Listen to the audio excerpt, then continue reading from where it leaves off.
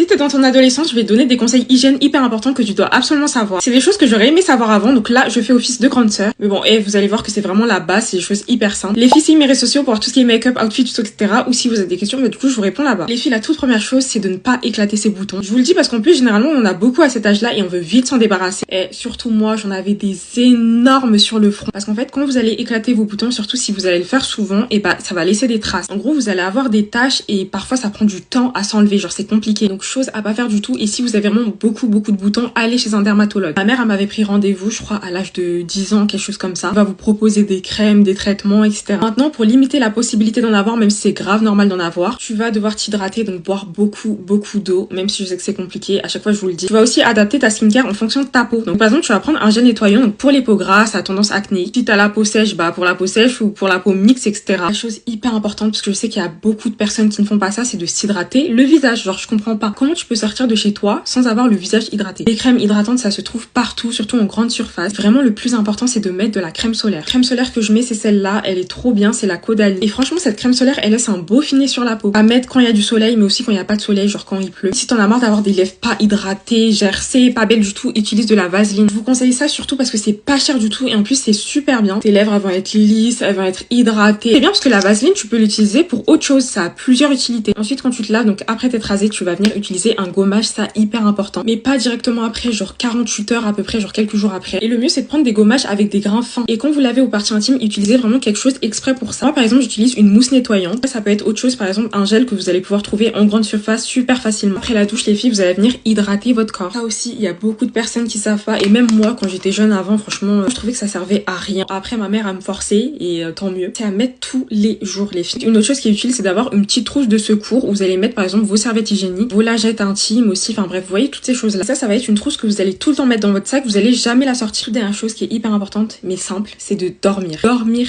tôt.